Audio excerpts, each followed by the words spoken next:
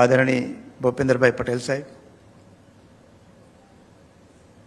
મુખ્યમંત્રીશ્રીના મુખ્ય સલાહકાર ડૉક્ટર હસમુખ અઢિયા સાહેબ, આપણા મુખ્ય સચિવ M.K. દાસજી, ઉપસ્થિત બધા જ અધિકારીઓ અને સૌ મિત્રો, ભાઈઓ અને બહેનો, આપણા યશસ્વી પ્રધાનમંત્રી નરેન્દ્રભાઈ જ્યારે ગુજરાતમાં મુખ્યમંત્રી હતા ત્યારે નાગરિકો અને સરકાર વચ્ચેનું ડિસ્ટન્સ કેમ ઘટે એના પ્રયાસો શરૂ કર્યા અને બધી જ સર્વિસીસ હેસલ ફ્રી કેમ મળે સિંગલ વિન્ડોમાંથી, એના માટે ગામડાની અંદર CSC સેન્ટરો શરૂ કર્યા. ગામડાની બધી જ સેવાઓ એમના મારફત મળે. શહેરી વિસ્તારની અંદર અને તાલુકા જિલ્લાઓની અંદર જનસેવા કેન્દ્રો શરૂ કર્યા. સિંગલ વિન્ડો સિસ્ટમ, એમાં પણ સર્વિસીસ ઝડપથી મળે એના માટે પણ શરૂ કર્યા. અને એ પ્રયાસોને અમારા માનનીય મુખ્યમંત્રી શ્રી ભૂપેન્દ્રભાઈએ આગળ વધારવાનું શરૂ કર્યું. ગુજરાત એડમિનિસ્ટ્રેટિવ રિફોર્મ્સ કમિશનનો અહેવાલ આવ્યો અને એમાં બધી જ સર્વિસીસો ડિજિટલ બનાવવાની શરૂઆત કરી. એક સમય એવો હતો કે જે એ વખતના વડાપ્રધાનશ્રીએ કહ્યું હતું કે દિલ્હીમાંથી ₹1 મોકલીએ ત્યારે 15-16 પૈસા નાગરિકો સુધી પહોંચે છે. એની જગ્યાએ આ વર્ષે જરાક વિચાર કરશું તો ખબર પડશે કે આપણે કેવું જિગાન્ટિક કામ કરી રહ્યા છે. આ વખતે 11,000 કરોડ રૂપિયા જે કમોસમી વરસાદ થયા એના ખેડૂતોના ખાતામાં જમા કરવાના હતા. 15,000 કરોડ રૂપિયા MSP થી ખરીદી કરી એ જમા કરવાના થયા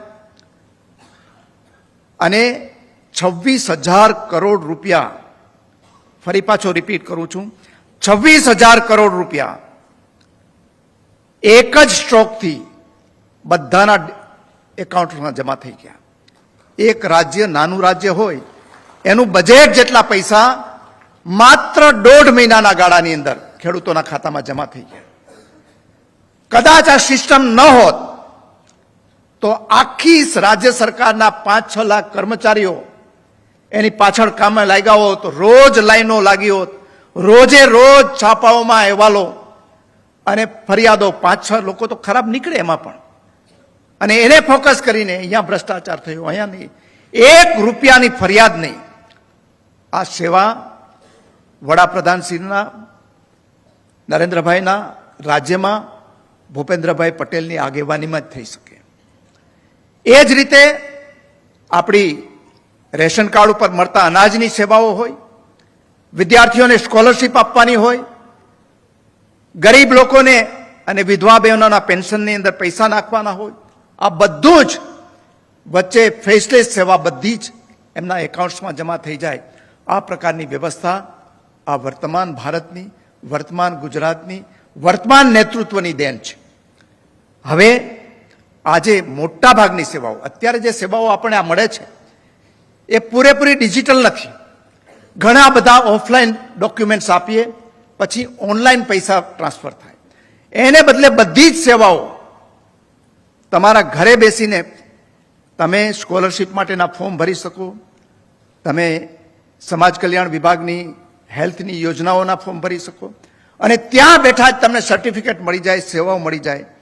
એ પ્રકારના આજે આ 20 જેટલી સેવાઓ જે છે, જે સૌથી વધારેમાં વધારે લોકો ઉપયોગ કરે છે, એનું આજે કમ્પ્લીટલી ડિજિટલ વર્ઝન આજે લોન્ચ થવા જઈ રહ્યું છે. ત્યારે એમને બધાને માર્ગદર્શન આપવા માટે હું માનનીય મુખ્યમંત્રીશ્રીનો હૃદયપૂર્વકનો આભાર માનું છું કે જે પણ સુધારા કરવા હોય વિભાગોની અંદર તો એણે એટલું ફ્રીડમ અને એટલું પ્રોત્સાહન આપેલું છે અને એને કારણે આ ટૂંકા સમયની અંદર અમે આ સેવાઓ તમારા બધા સુધી પહોંચાડી શક્યા.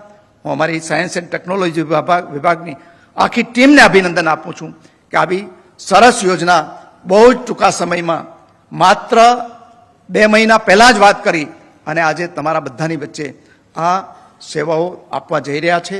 ફરીથી આપ સૌને પણ વિનંતી કરું છું કે જે ભાવનાથી માનનીય મુખ્યમંત્રીશ્રીએ આજે આ યોજના લોન્ચ કરી રહ્યા છે એ જ ભાવનાથી આપણે કંઈ પણ નાની મોટી ડિફિકલ્ટી હોય તો નાગરિક દેવો ભવના ભાવથી આપણે બધા જ એક રીતે સેવા કરી અને પ્રધાનમંત્રીશ્રીનો જે સંકલ્પ છે આપણા દેશની અંદર 2047માં વિકસિત ભારત, એમાં વિકસિત ભારતની અંદર આપણી જે સેવાઓ છે એ પણ મહત્વનું પ્રદાન કરે છે. ત્યારે આપણે બધા એ ભાવથી કામ કરીએ એવી વિનંતી સાથે આપ સૌનો આભાર. ભારત માતા કી જય.